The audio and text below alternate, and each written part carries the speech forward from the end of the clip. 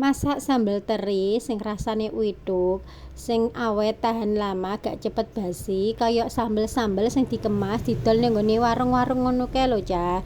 Lah untuk pertamane masak iki carane lombok abang karonan lombok setan, tomat iku digodhog dhisik, Cah. Digodhog nganti mateng. Mari ngono terus disisihno dhisik. Terus aku goreng brambang. Brambang iku nek iso ya sing akeh ben rasane tambah uituh, digoreng nganti mateng kaya ngene, Cah. Terus lanjut goreng terine ya digoreng nganti kecoklatan garing kemringsing, Cah.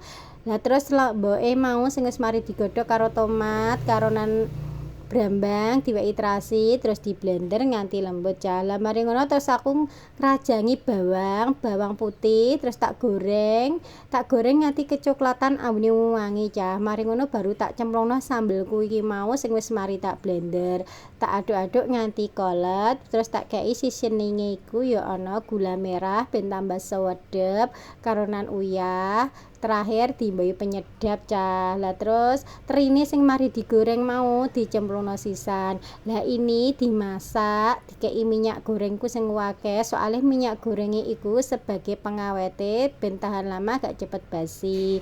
Lah nek wis mateng terus dikemas kaya ngene. Lah ini nek pe mangan tinggal ditutulno sego anget wae rasane wis wituk tenan, Cah.